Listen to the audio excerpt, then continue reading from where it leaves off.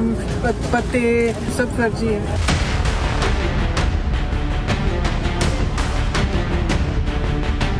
सैर के बहाने ये बड़े पैमाने पर वोट काटना चाहते हैं।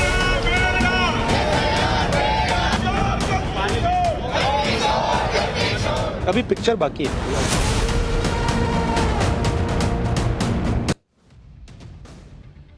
सुप्रीम कोर्ट में आज वोटर लिस्ट को लेकर क्या क्या हुआ उसकी एक एक डिटेल आज पाठशाला में आपके सामने होगी, और यह भी कि कैसे सुप्रीम कोर्ट में इनके नैरेटिव की धज्जियां उड़ती दिखाई दी।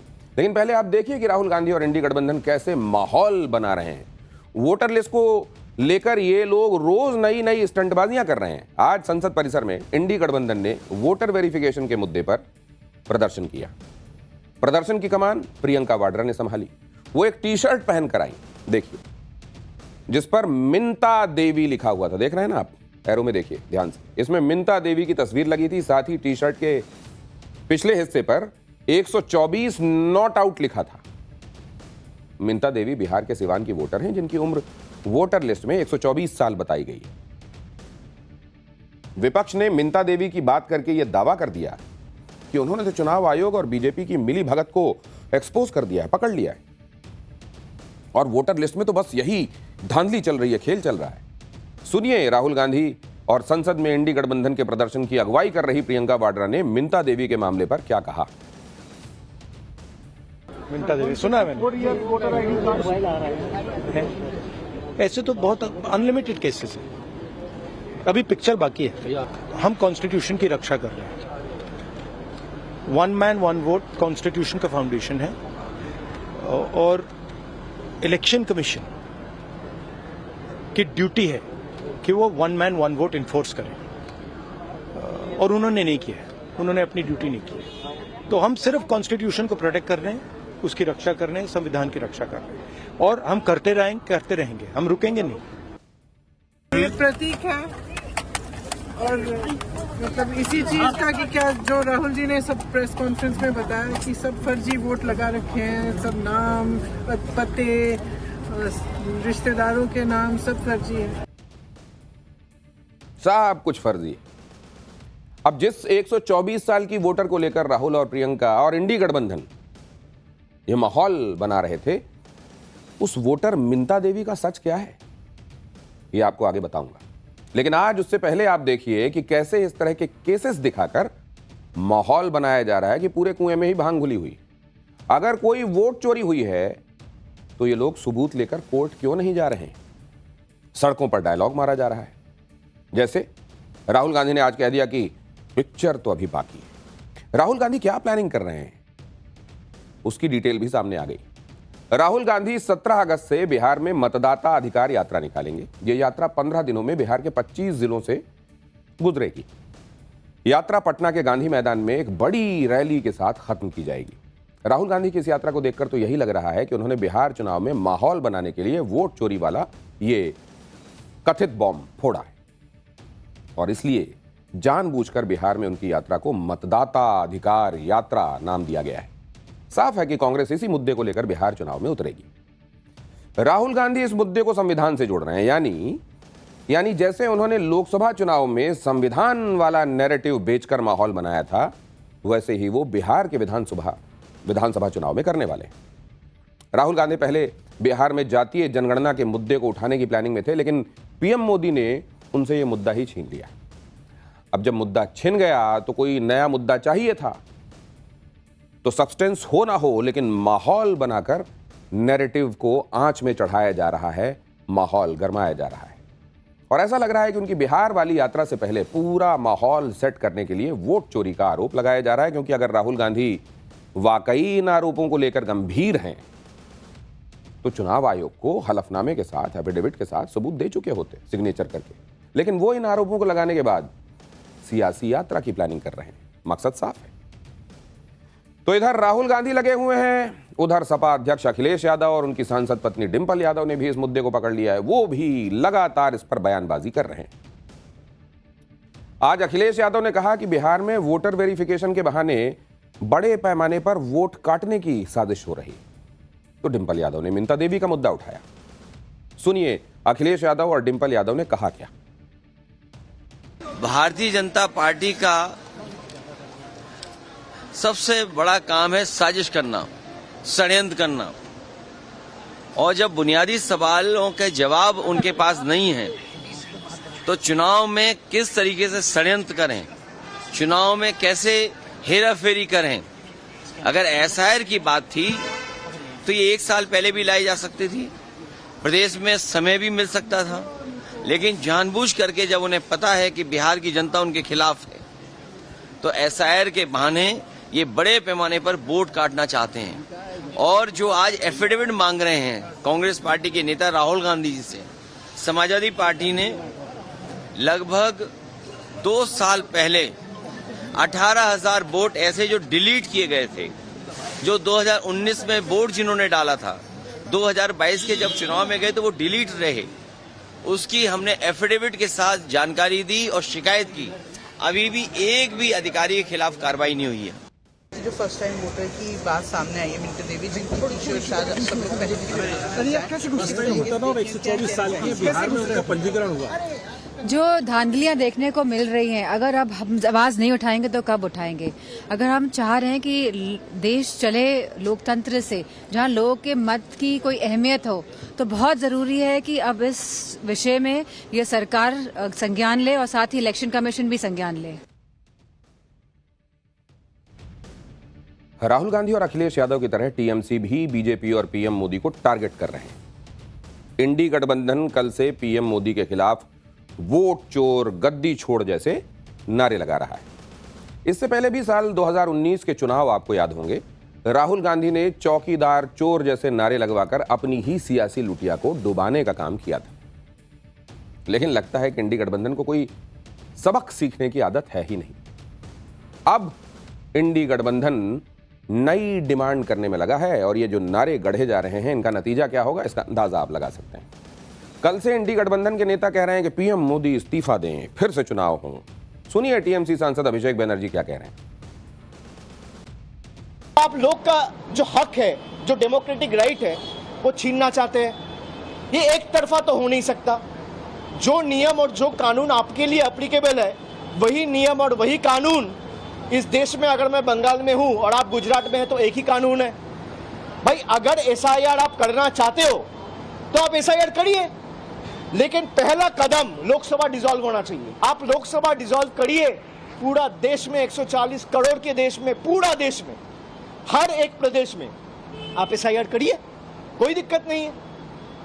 आप इसी वोटर लिस्ट के आधार पर चुन के आए हो 1 साल पहले और आप कह रहे हो बंगाल में वोटर लिस्ट गलत है लेकिन गुजरात में सही है, बिहार में गलत है लेकिन यूपी में सही है। अब 2024 के लोकसभा चुनाव में तो इंडी गठबंधन पीएम मोदी को मात नहीं दे पाया।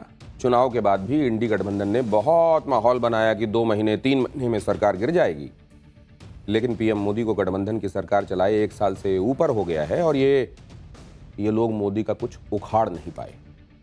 अब पीएम मोदी को कुर्सी से हटा नहीं पा रहे हैं, तो कह रहे हैं कि पीएम मोदी को वोट चोरी से, वो तो वोट चोरी करके प्रधानमंत्री बने, ये तो सरकार लेजिटिमेट है ही नहीं। सुनिए आरजेडी सांसद मनोज झा क्या कह रहे हैं। चोरी तो हम बहुत मासूम होके कह रहे हैं, डकैती है। इस डकैती में शरीके गुनाह है इलेक्शन कमीशन है, और ये जो टॉप में 2 लोग हैं ना, वो शरीके गुनाह है। इसलिए वोट चोर, गद्दी छोड़। इलेक्शन चोर ऑफ इंडिया आपने वॉकआउट किया है? बिल्कुल, पूरा विपक्ष।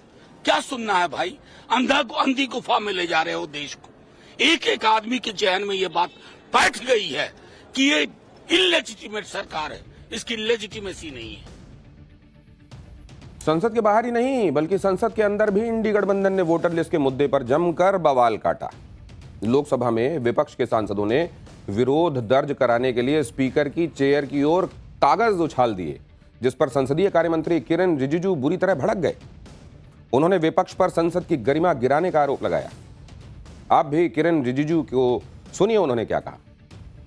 सबने देखा है कागज का टुकड़ा फेंक करके चेयर की तरफ, और जो गंदा नाराबाजी करके इस तरह से जिस सदन में हम लोग काम करते हैं, जिस सदन में बैठ करके देश को सेवा करते हैं, हम ओथ लेकर के इस सदन में रहे हैं उसी सदन को आप लोग आज कागज उठा करके चेयर के ऊपर फेंक करके आप लोगों ने सदन का गरिमा को गिराया है।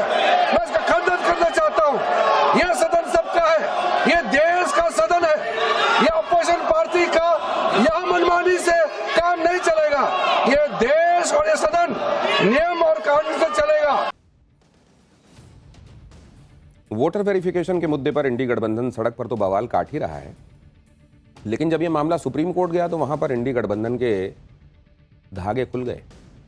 बिहार में वोटर वेरिफिकेशन को लेकर इंडी गठबंधन यही कह रहा है कि इससे करोड़ों लोगों के नाम कट जाएंगे, लेकिन सुप्रीम कोर्ट में आज सुनवाई में जो बातें सामने आई उससे तो इंडी गठबंधन के सारे नैरेटिव की धज्जियां ही उड़ गईं।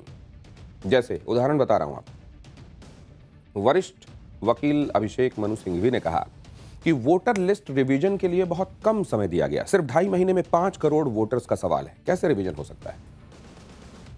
तो इस पर सुप्रीम कोर्ट ने कहा कि अगर आयोग 5 करोड़ लोगों के मताधिकार को छीनेगा तो इसके लिए हम बैठे हैं।